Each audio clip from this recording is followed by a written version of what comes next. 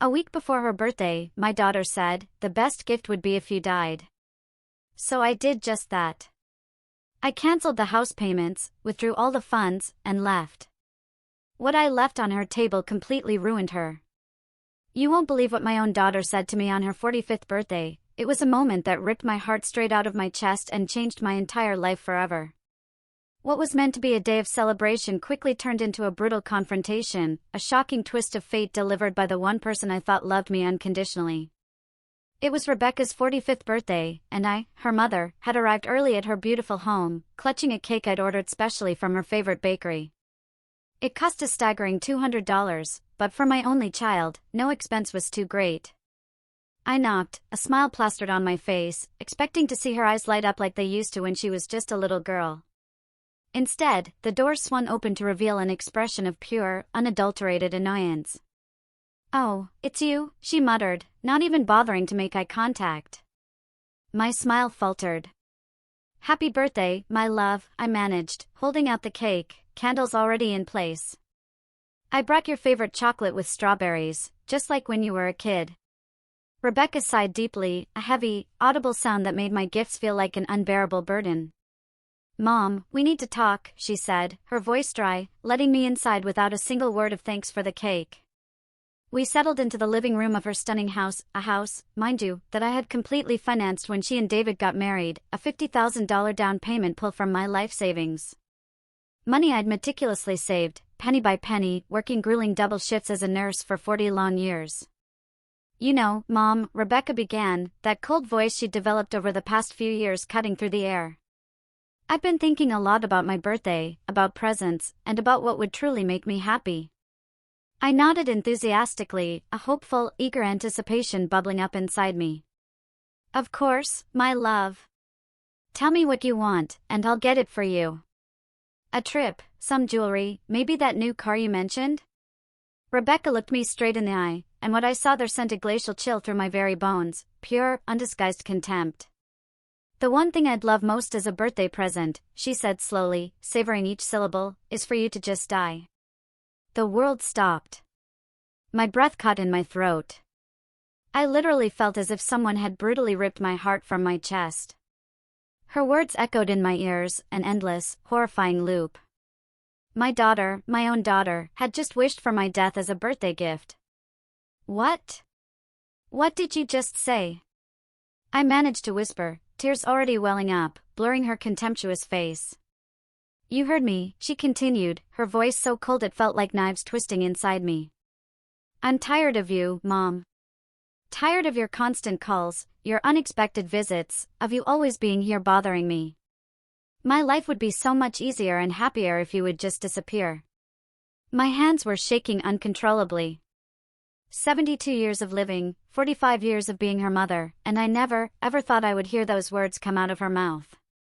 "Rebecca," I sobbed, struggling to speak, "I'm your mother. I've given you everything. I've sacrificed everything for you." "Exactly," she interrupted, standing up from the sofa, towering over me. "And that's why you're suffocating me. I can't breathe with your constant presence. I need freedom. I need you to let me live my life without your drama and your emotional needs." The $200 cake was still in my trembling hands, the candles beginning to melt, a cruel metaphor for everything I had dreamed for that day, hugs, laughter, a family dinner, all vanishing like smoke. "But honey," I tried one more time, my voice desperate, "I just want to be close to you, to be a part of your life. You're all I have." "And that's exactly the problem," she shot back, crossing her arms, her face a mask of irritation. "The fact that I'm all you have. Go get a life of your own and leave me alone." I got up from the sofa, my legs trembling so violently I could barely stand, carrying that cake that now felt like a mocking symbol of my failure. "I can't believe you're saying this to me," I murmured, my voice barely a whisper, "after everything I've done for you." "Everything you've done?" she laughed, a harsh, sarcastic sound that grated on my ears. "Mom, everything you've done has been for your own benefit, to feel needed, to have control over my life. But I'm not a little girl anymore."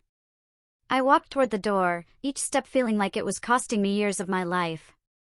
As I reached the threshold, I turned one last time, hoping to see some flicker of regret in her eyes, some sign of the sweet little girl she once was. But I only saw impatience. Impatience for me to leave so she could finally celebrate her birthday without the nuisance I represented. "Happy birthday, Rebecca," I murmured, the words hollow, and I walked out of that house, closing the door behind me. I didn't know then that it would be the last time I would ever enter that house as the mother who had sacrificed everything. Because what my daughter didn't know was that she had just awakened something in me that had been dormant for decades. I arrived at my small apartment with trembling legs and a broken heart. The $200 cake, a symbol of my shattered hopes, ended up in the trash.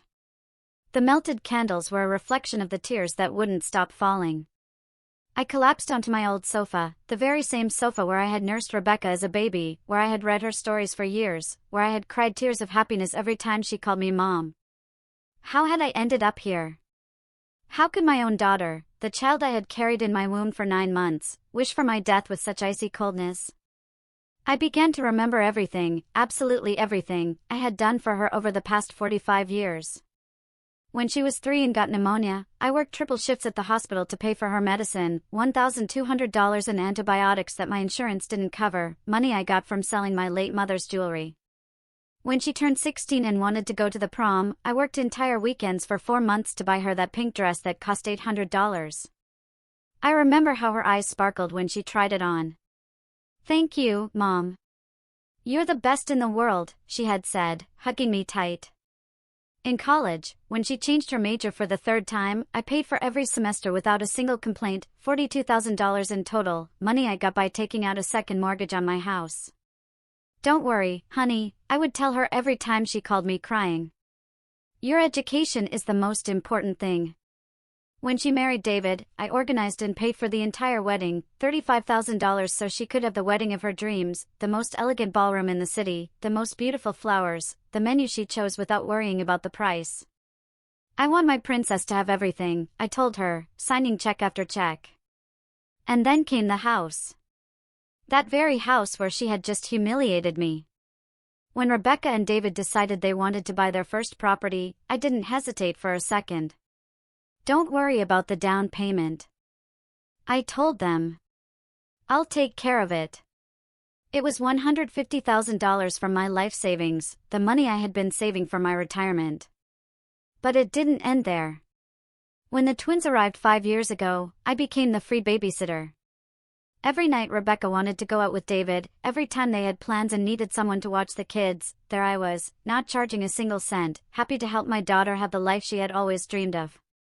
When David lost his job last year, who paid the mortgage for 8 months? Me. $16,000 that I took from my pension, money that meant eating rice and beans for weeks just to stretch my income. And when the twins needed braces, another $4,000 that I covered without a second thought. "Don't worry," I told them, seeing their distressed faces. "That's what grandparents are for." I got up from the sofa and went to my desk where I kept all the receipts. All the proof of every single penny I had spent on my daughter and her family.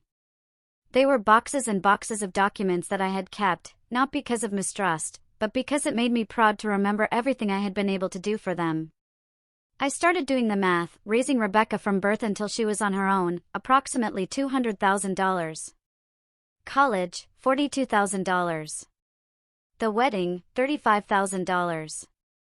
The down payment on the house, $150,000.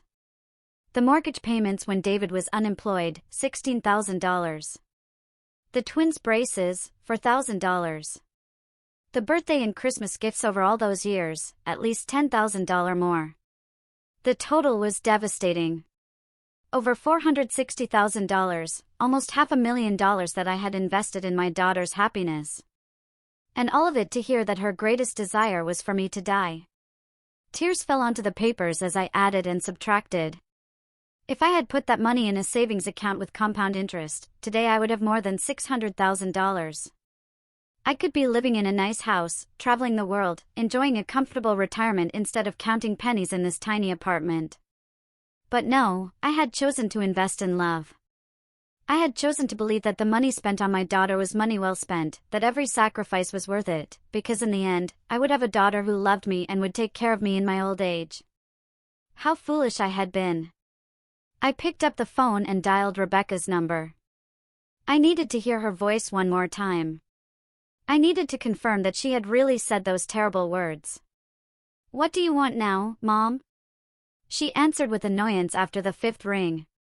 "Rebecca, I need to know if you really meant what you said to me today," I asked in a trembling voice. "Of course, I meant it," she replied, without a hint of remorse. "Mom, it's time for you to understand that I need space. Your obsession with me isn't healthy." "Obsession?" I repeated, incredulous. "You call a mother's love obsession?" "Yes, exactly that. And I hope that after today you finally get the message. I need you to respect my boundaries and let me live my life." I hung up the phone without saying goodbye. There was no misunderstanding. My daughter truly believed that my love was a burden, that my presence in her life was a problem she needed to solve. That night, I couldn't sleep. I lay awake, staring at the ceiling, remembering every beautiful moment we had shared, every hug, every "I love you, Mom" that had come from her lips. Had it all been a lie, or had I simply raised a daughter who had become so selfish that she couldn't see beyond her own needs? At 3 o'clock in the morning, something changed inside of me.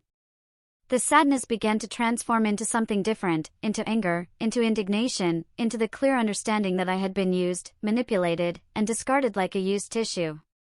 My daughter wanted me to die. Well, maybe it was time to give her exactly what she asked for. The next day, I woke up with a mental clarity I hadn't experienced in years. The sadness had given way to something more powerful: determination. If my daughter wanted me to disappear from her life, I would, but not in the way she expected. I put on my best clothes and went out with a defined purpose. First stop, the bank where I had a joint account with Rebecca for her house's emergency expenses. That account I had opened just in case, and in which I had deposited $20,000 for any unforeseen events that might arise. "Good morning, Mrs. Johnson," greeted the manager, Mr. Martinez, who had known me for years. "How can I help you today?" "I want to close joint account number 45,872,891, I said with a smile that he interpreted as kindness, but which was in reality pure vengeance. "Are you sure?" "That account has a considerable balance of $20,000, he warned, checking his computer screen. "Completely sure." "I want to transfer all of that money to my personal account," I replied, signing the papers with a steady hand. Seeing those $20,000 returned to my personal account gave me a satisfaction I hadn't felt in years. It was only the beginning. Next stop, the mortgage loan office. During the past year, when David was unemployed, I had co-signed their mortgage. That meant that if they couldn't pay, the responsibility fell on me. But it also meant that I had rights to that property. Mrs. Johnson, the loan officer, Miss Williams, greeted me. "What brings you here?" "I want to review the mortgage contract where I appear as a co-signer," I explained. "I need to understand exactly what my rights and obligations are." While she looked for the documents, I remembered the day I signed those papers. Rebecca had cried with emotion. "Thank you, Mom. I don't know what we'd do without you. You're our savior," she had said, hugging me tight.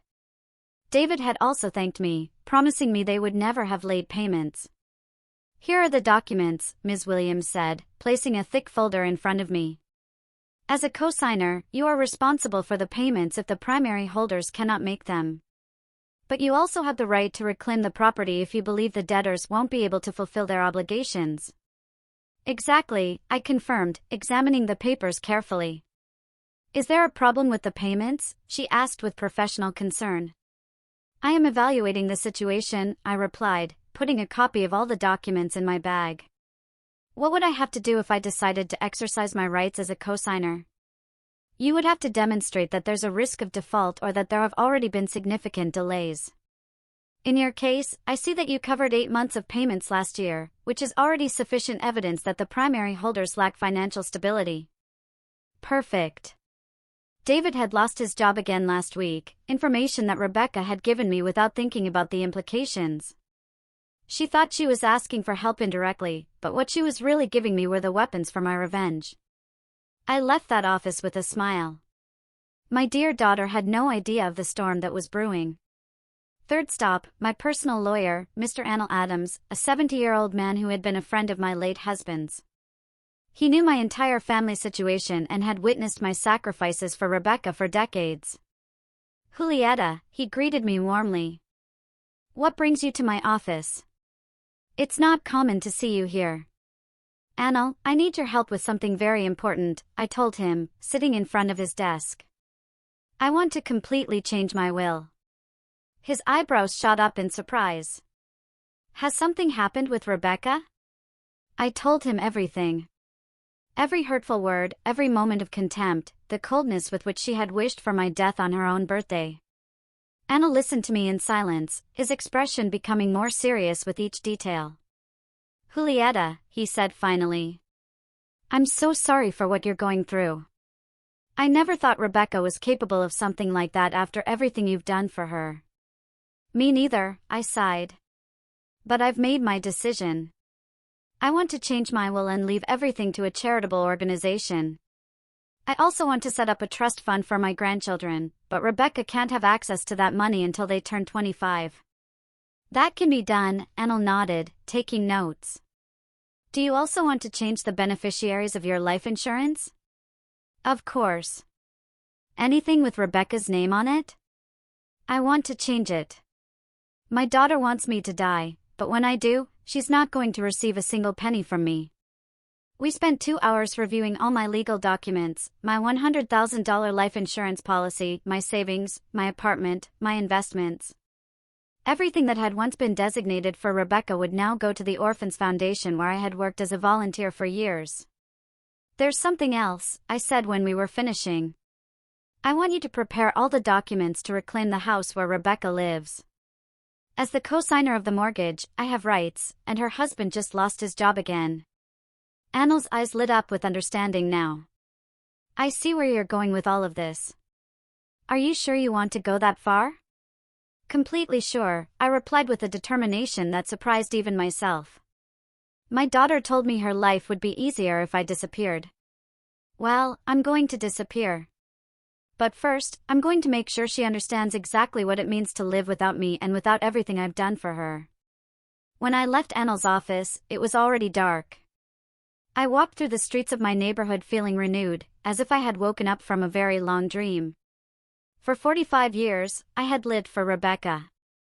I had sacrificed my own dreams and desires to give her everything she wanted, but no more. I got back to my apartment and poured myself a glass of wine, something I hadn't done in years.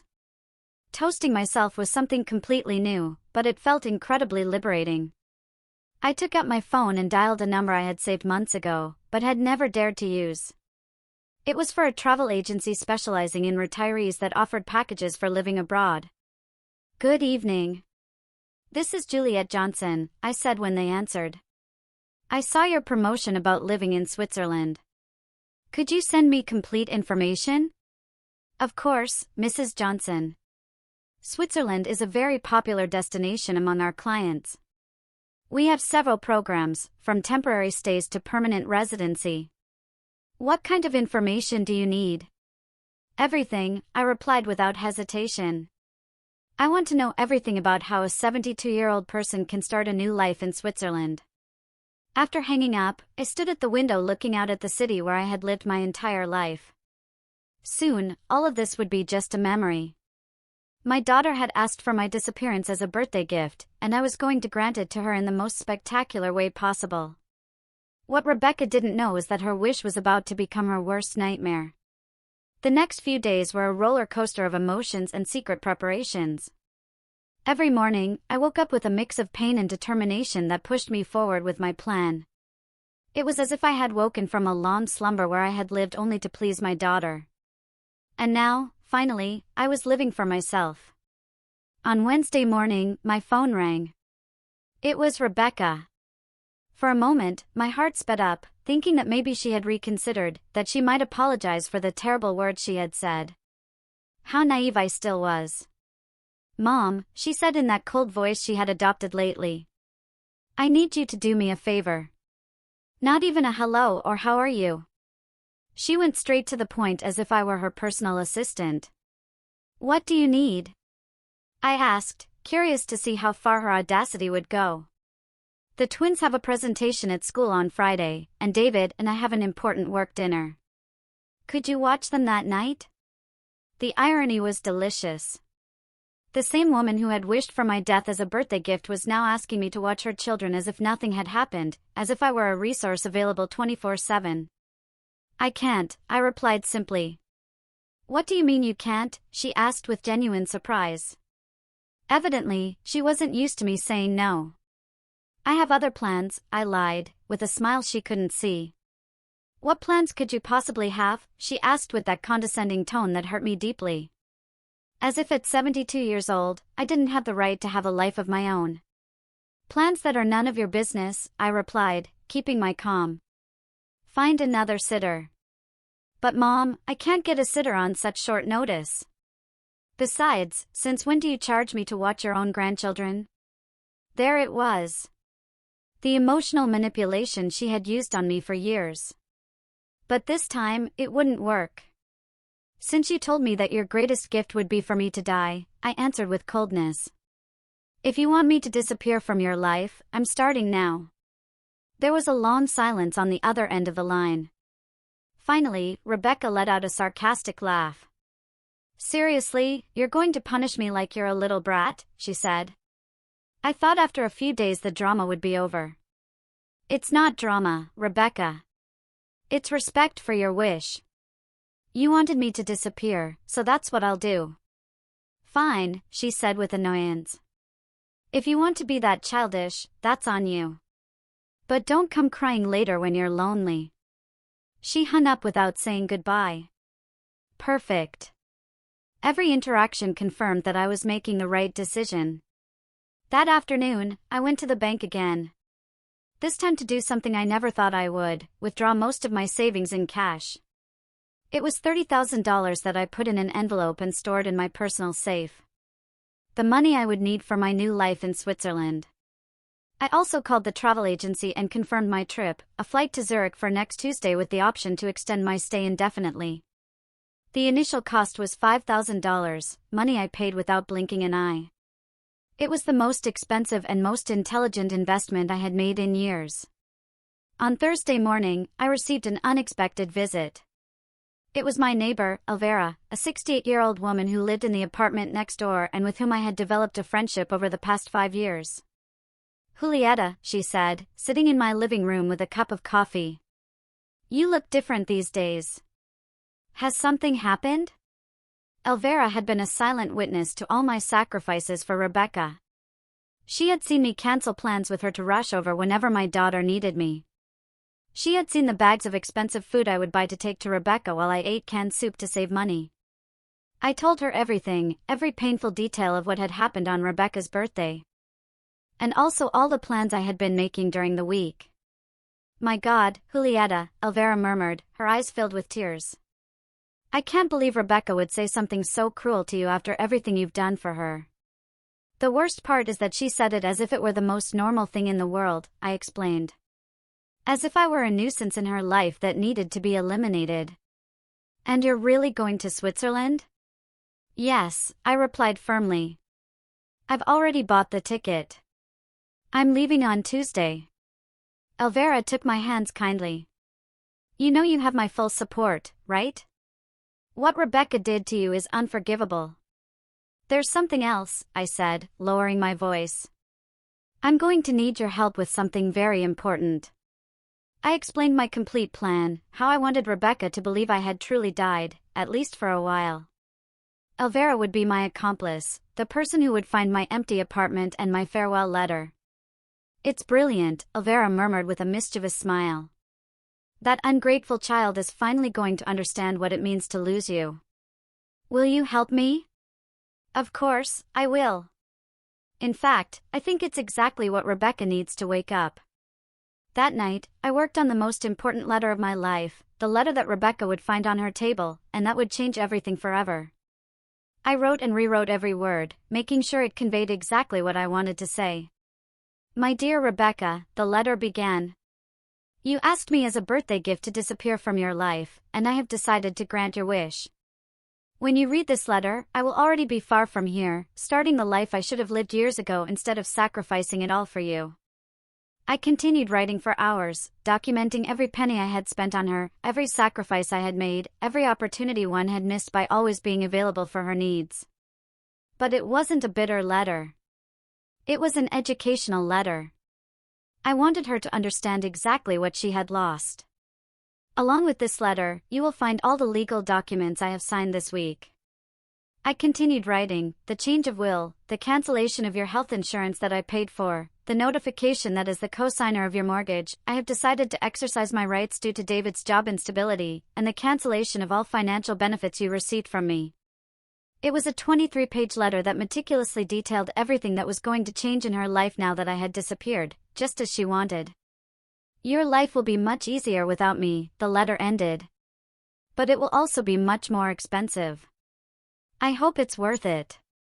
On Friday night, as I was packing my most important belongings into 2 suitcases, I received a call from Rebecca. I didn't answer.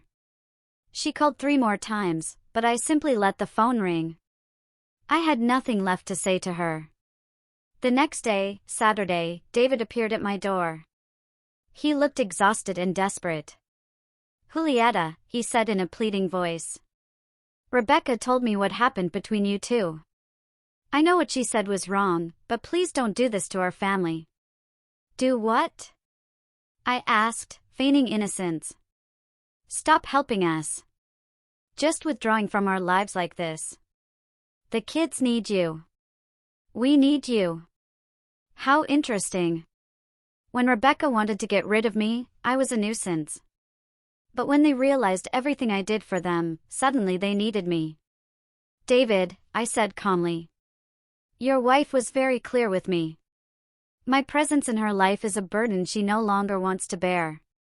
I'm just respecting her wishes." "But Julieta, you know how Rebecca is when she gets mad." "She didn't mean it." "Oh, she didn't?" "Because she sounded pretty convincing when she wished for my death as a birthday gift." David lowered his head. He knew he had no argument to defend the indefensible. "Please," he insisted, "give me a chance to fix this. I'll talk to Rebecca. I'll make her understand how wrong she is." "It's too late for that," I replied, slowly closing the door. "Give my grandchildren a kiss for me." Sunday was my last day in that city. I spent the morning walking through the places that had been important in my life, the hospital where I had worked for 40 years, the park where I had taken Rebecca as a child, the church where I had married her father. It was my silent farewell to a life I had lived completely for others. On Monday, I would begin a life that I would finally live for myself. On Sunday night, I couldn't sleep. Not because of nerves or regret, but because of a strange emotion I hadn't felt in decades, the anticipation of an adventure. At 72 years old, I was about to begin the life I had always dreamed of, but never dared to live. At 5 o'clock in the morning on Monday, Elvira knocked on my door as we had arranged. She brought fresh coffee and a knowing smile that filled me with energy. "Ready for your great escape?" she asked, winking. "More than ready," I replied, carrying my 2 suitcases to the door. "Do you have the spare keys to my apartment?" "Here they are," she said, showing me the set of keys I had given her the night before. "And I also have the letter for Rebecca and all the legal documents you're going to leave on her table." We had planned everything meticulously. Elvira would wait until Wednesday to go to Rebecca's apartment and deliver the documents, pretending that she had found my apartment empty and had become worried about my disappearance. It would be she who would break the news to Rebecca that I was gone forever. "Remember," I said as we called a cab, "you have to act very worried. Tell her I didn't answer the phone for 2 days, that you knocked on my door and I didn't respond, and that when you used the emergency keys, you found the apartment empty and the letter on her table. Don't you worry, Julieta. I was a drama teacher for 30 years. It's going to be the performance of my life." Elvira told me with a mischievous smile. The cab arrived punctually at 6 o'clock in the morning. As they loaded my suitcases, I took one last look at my apartment. I had lived there for 15 years, but strangely, I didn't feel nostalgic. It was as if I was finally freeing myself from a prison I had built myself. "To the airport?" the cab driver asked. To the airport, I confirmed, and I felt as if those 2 words marked the beginning of my new existence. During the 40-minute ride, I thought about everything I was leaving behind: my volunteer work at the hospital, my daily routines, the constant worry about Rebecca and her problems. But I also thought about everything that awaited me: the freedom to make my own decisions, to spend my money on myself, to live without the constant weight of my daughter's emotional demands. At the airport, while I waited for my flight, I received 3 calls from Rebecca that I didn't answer. Then a text message came in: "Mom, you're being ridiculous. The kids are asking about you. Call me." I deleted the message without replying. It was fascinating how now that I wasn't available 24/7, she suddenly needed me. The flight to Zurich was long but peaceful. For the first time in years, no one knew where I was.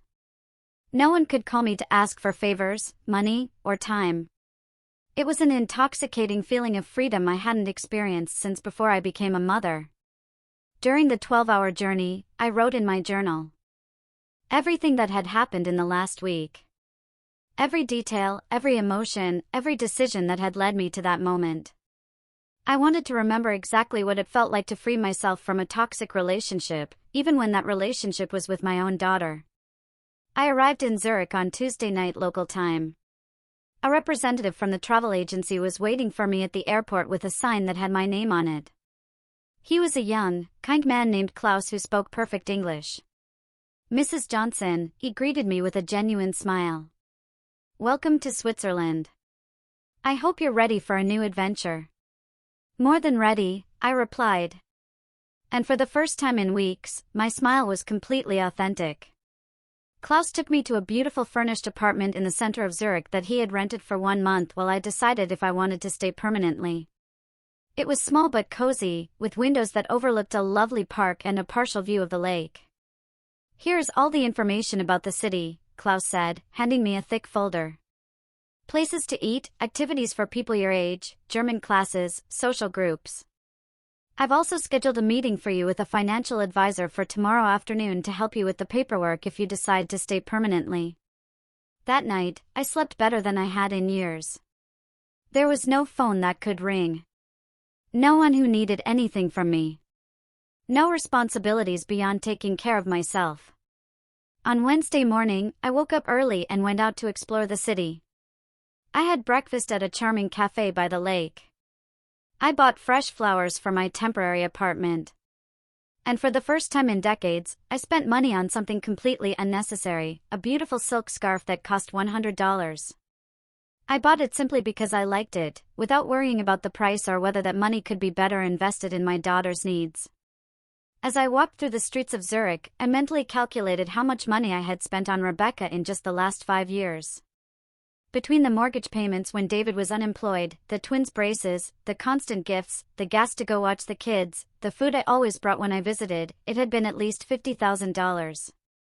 $50,000 I could have used to travel the world, to live comfortably, to fulfill the dreams I had postponed for decades. Instead, I had given it to a daughter who considered my love a burden and my presence a nuisance.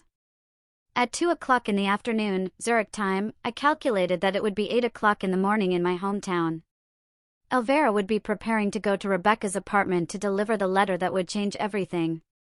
I sat on a bench by the lake and waited. I knew that in a few hours, my phone would start ringing desperately. Rebecca would finally understand what it meant to truly lose me. At 5 o'clock in the afternoon, my phone started to vibrate. It was Rebecca. I let it ring until it stopped. Immediately it rang again. Again, Rebecca. This time I answered. "Mom," she screamed, her voice cracking. "Where are you? Elvira came to the house with a letter from you. She said you've disappeared. What's going on?" "Hello, Rebecca," I replied calmly, enjoying the Swiss lake as I spoke. "Did you read the letter yet?" "Yes, I read it." "Are you crazy? How could you do this to us? Where are you?" "I'm exactly where I need to be," I replied. "Far away from you, just as you wanted. But I didn't want this. I didn't want you to actually leave. I was just angry." I didn't mean it. There it was. Rebecca's typical tactic, minimizing the harm she had caused, making me feel guilty for reacting to her cruelty. You didn't mean it when you told me that your greatest birthday wish was for me to die? I asked her, because you sounded pretty convincing. It was just, I was just frustrated. David lost his job again. The kids are giving me problems at school. I'm so stressed. I shouldn't have taken it out on you. You're right. You shouldn't have. But it's done, and words can't be taken back. But Mom, please come back. We need you. I need you. How interesting. Now she needed me. Now that she had read the letter about all the financial benefits she had lost. Now that she knew she could lose her house. Now that she understood she would have to pay for her own health insurance and find a sitter for the twins. Do you need me, or do you need my money? I asked her directly. There was a long silence on the other end of the line. I need you, she finally murmured, but her voice didn't sound convincing. Rebecca, for 45 years, I lived for you. I sacrificed my dreams, my money, my time, my opportunities. And when I finally needed to feel that you loved me and valued me, you told me you'd rather I was dead. Those words broke my heart in a way I will never be able to fix. I'm sorry, Mom. I'm so sorry. Sorry is not enough, Rebecca. The damage is done. And you know what? Maybe it was the best thing you could have said to me because it finally opened my eyes and made me understand that I've been living my life all wrong. What do you mean? I mean that for the first time in decades, I am living for me, and it feels wonderful. Where are you, Mom? Please tell me, Rebecca begged. Her voice choked with tears. The kids are asking about their grandma. They don't understand why you haven't come to see them. It was fascinating how now that I wasn't available, the grandchildren suddenly missed me. For all those years when I cancelled my plans to watch them, when I bought them expensive gifts, when I took them to the park while Rebecca went shopping, it was just what was expected of me. But now that I was gone, my absence was felt. The kids will be fine, I replied, looking at the Swiss mountains in the distance. They're resilient. What they will learn is that actions have consequences and that hurtful words can destroy relationships forever. But Mom, please, you can't just disappear like this. What if something happens to you? What if you get sick? How will we know? Now she was worried about my well-being. How convenient. Rebecca, in the last 5 years, I've had 3 episodes of high blood pressure that sent me to the hospital. Do you know how many times you visited me? None. You always had something more important to do, so don't come to me now with concerns about my health. That's not true, she weakly protested. It is true.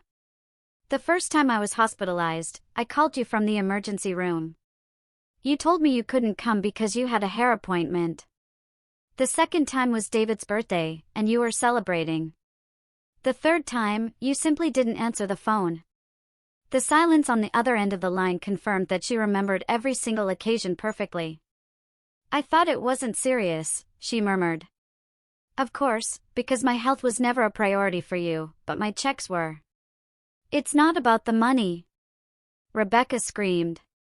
It's about you. I miss you, Mom. Do you miss me, or do you miss having someone available 24/7 to solve your problems? I hung up the phone without waiting for a response. It immediately rang again, but this time, I turned it off completely. I needed peace to enjoy my first night of freedom. That night, I went out to dinner alone at an elegant restaurant by the lake. I ordered the most expensive dish on the menu, salmon with caviar that cost $80, and I drank an entire bottle of French wine. It had been years since I had given myself that kind of luxury, always thinking that the money could be useful for Rebecca.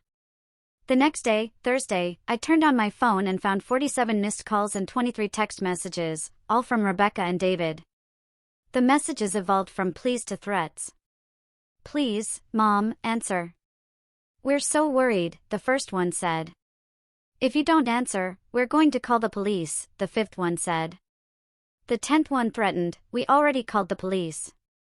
They said there's nothing they can do because you left a letter explaining your departure."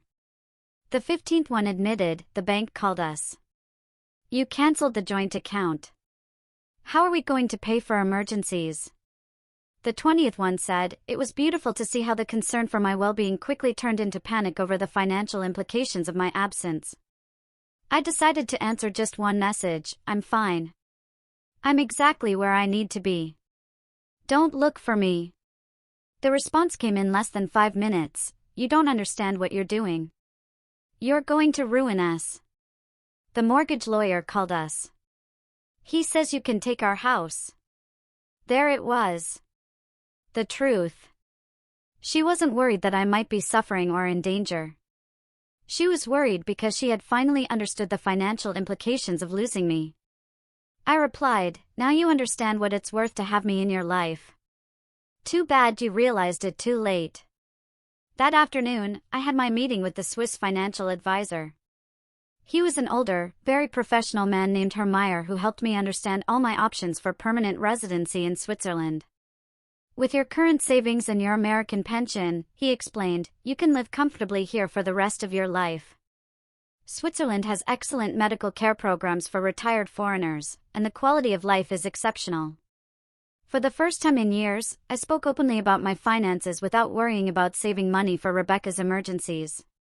It was liberating to calculate my expenses based solely on my own needs and desires. "You can also invest part of your savings in the Swiss economy," Herr Meyer continued. "The returns are stable and secure. In 5 years, you could double your assets if you invest wisely." Double my assets. How many times had I had that opportunity, but I had preferred to spend the money on my daughter's whims. "Is there anything else I should tell you?" the advisor added. "We have many clients in situations similar to yours, older people who have come to Switzerland looking for a new start after complicated family relationships. You are not alone in this experience." That information comforted me deeply. I wasn't the only mother who had been manipulated and discarded by ungrateful children. There was a whole community of people who had chosen their own happiness over the toxic demands of their families. On Friday morning, I joined a hiking group for older people. There were 8 women and 4 men, all between 60 and 75 years old, all looking for adventure and new experiences. During the bus ride, I struck up a conversation with a woman named Ingrid, a 71-year-old German who had arrived in Switzerland 2 years earlier. "What brought you here?" she asked me as we admired the landscape from the window. "A daughter who told me that her greatest birthday wish was for me to die," I answered without filters. I no longer had the energy to sugarcoat the reality. Ingrid looked at me with wide eyes. "Seriously?" "Completely seriously. After financing her house, practically raising her children, and sacrificing my retirement for her needs, she told me that my presence in her life was an unbearable burden." "My goodness," Ingrid murmured. "And what did you do?" "What did I do?" "I disappeared from her life, and here I am." Ingrid smiled with admiration. "You are very brave."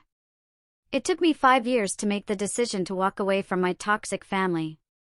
My son and daughter-in-law treated me like an ATM with legs. For the rest of the day, Ingrid and I shared our stories.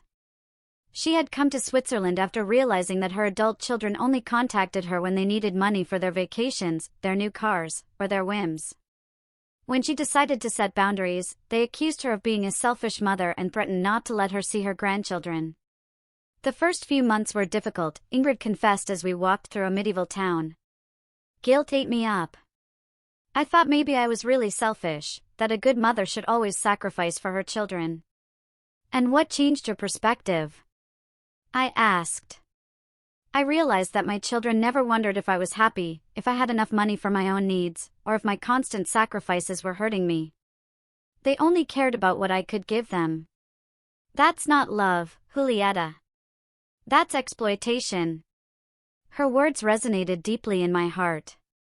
For decades, I had confused emotional manipulation with filial love, constant demands with genuine need. That night in my apartment, I decided to turn on my phone for the last time in several days. I had 62 missed calls and 47 text messages.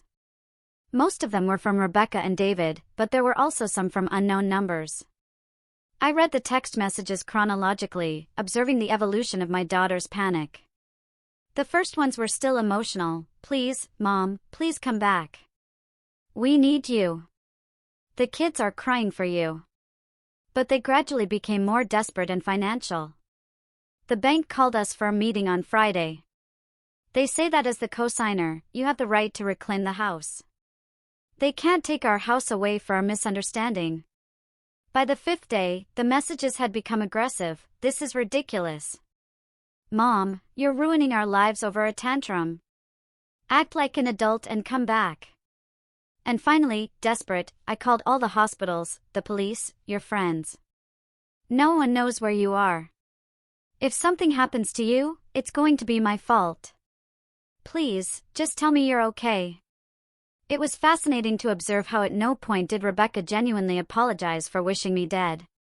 At no point did she acknowledge the cruelty of her words or express real remorse. It all revolved around the negative consequences my absence had for her. I decided to reply one last message. "I am perfectly fine and happier than I have been in years. What you are experiencing now are the natural consequences of your actions. I hope this experience helps you understand the value of the people you love before it's too late with others in your life." The response came immediately. "Please, Mom, we can fix this. I promise I'll never say horrible things again. Just come back." I wrote my final response. "Empty promises don't mend broken hearts, Rebecca. The words you said to me revealed what you really think of me. You can't take that truth back with desperate promises."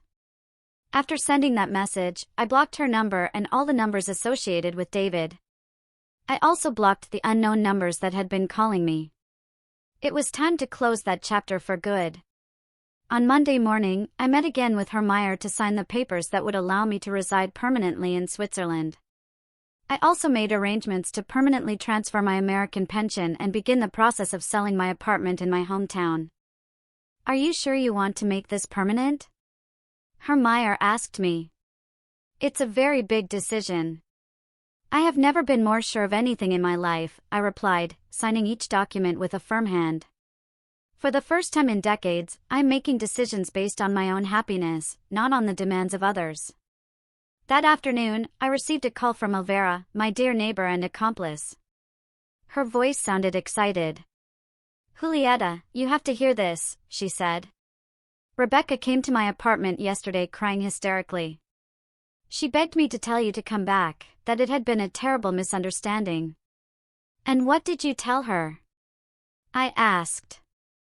"I told her the truth, that what she had said to you was unforgivable, and that if I were you, I would have disappeared forever, too. You should have seen her face when she realized that even her neighbors knew how cruel she had been to you." "Did she mention anything about the financial problems?" I asked with curiosity. "Oh yes. She told me that without your help they can't pay the mortgage, that the bank is pressuring them, that David can't find a stable job, and that the kids need things for school that they can't afford. Basically, she realized everything you did for them when she lost it." It was exactly what I had expected. She didn't miss me as a person. She missed my function as a financial provider and problem solver. "Elvira," I told her, "when someone asks about me, especially Rebecca, I want you to tell them that I'm dead to them because in a sense, it's true. The Julieta who constantly sacrificed herself for an ungrateful daughter really died on her birthday." "I understand perfectly," Elvira replied. "And you know what? I think it's the best death you could have chosen." 3 weeks after my arrival in Switzerland, my new life had taken shape in ways I never imagined. I had enrolled in German classes 3 times a week. I had started a watercolor painting course on Tuesdays and Thursdays, and had joined a book club for expats that met on Sundays. For the first time in decades, my calendar was full of activities that I had chosen, activities that gave me pleasure and personal growth. But the most surprising thing was the money. Without Rebecca's constant financial demands, my savings not only remained stable, but they were growing. The investments I had made with Hermione were already showing positive returns. And for the first time, I could calculate my financial future based solely on my own needs. On that Thursday morning, as I had breakfast at my favorite cafe by the lake, I received a call from an international number I didn't recognize. I hesitated to answer, but curiosity got the better of me. Mrs. Julieta Johnson, a female voice with an American accent, asked. Yes, this is she. Who's calling? My name is Sarah Williams. I'm a social worker in the Family Services Department in your hometown. I'm calling because we've received a complaint about your well-being. My blood ran cold. A complaint? What kind? Your daughter, Rebecca Johnson, filed a complaint alleging that you may be suffering from dementia or cognitive decline and that you've made financial and life decisions that put you at risk. According to her, you disappeared suddenly and are living in precarious conditions abroad. I couldn't believe what I was hearing. Rebecca had gone to the extreme of involving social services, inventing a mental illness to invalidate my decisions and force my return. Mrs. Williams, I replied in a firm voice, I do not suffer from dementia or cognitive decline. I am living in Switzerland by my own choice, in a comfortable apartment with excellent medical care and in perfect mental health. My daughter's allegations are completely false. I understand your position, Mrs. Johnson, but we need to verify your well-being. Would it be possible to coordinate a medical and psychological evaluation through the American consulate in Switzerland? Of course, I replied without hesitation. I am willing to undergo any evaluation that demonstrates I am in perfect mental health and that my decisions have been made with complete lucidity. After coordinating the details for the evaluation, I hung up the phone, feeling a mix of rage and disbelief. Rebecca had crossed a line of no return. Not only had she wished me dead, but now she was trying to destroy my mental credibility to regain control over my money and my life. I immediately called my lawyer, Anil, back in my hometown. Julieta. He greeted me with concern. I'm glad to hear your voice. I've had a very interesting week with your daughter. I bet you have. I just spoke with social services. Rebecca is accusing me of having dementia. That's not all, Julieta. She also hired another lawyer to try to challenge all the legal changes you made before you left. She's alleging that you weren't in your right mind when you signed them. Can she do that? She can try, but she doesn't have solid legal grounds. I have recordings of all our conversations where you clearly demonstrate total lucidity. Furthermore, the fact that you meticulously planned your departure and are living independently in Switzerland contradicts any allegations of cognitive decline. What else is she doing? She has tried to access your bank accounts, alleging concern for your well-being. She also wanted to stop the process of reclaiming the house. But since everything is legally backed, and she herself signed the documents where she acknowledges that David lost his job again, she has no valid arguments. It was incredible how far Rebecca was willing to go to get back the financial benefits she had lost. Anil, I want you to prepare a defamation lawsuit against my daughter. Her false allegations about my mental state could affect my reputation and my legal rights. It would be my pleasure, Anil replied with satisfaction. After seeing how she has treated you, I think it's time for her to face the legal consequences of her actions. 2 days later, I showed up at the American consulate in Zurich for the medical and psychological evaluations. The American doctor who examined me was an older, experienced man who immediately understood the situation. Mrs. Johnson, he told me after an exhaustive 3-hour evaluation, not only are you in perfect mental health, but the decisions you have made demonstrate admirable lucidity and courage. Your daughter is clearly trying to manipulate the legal system to recover financial benefits. That will be officially documented. Absolutely. I'll send a detailed report to social services explaining that her allegations are unfounded and that you are living an independent and healthy life in Switzerland. That same afternoon, I received a call from the social worker. Mrs. Johnson, we have received the medical report from the consulate. It is clear that your daughter's allegations are baseless. We are going to close the case and notify Rebecca that her complaints were unfounded. Thank you, I replied. Will this be in some kind of record? Yes, it will be documented that she filed a false complaint about a family member's well-being, which could have legal implications if it is repeated. Perfect.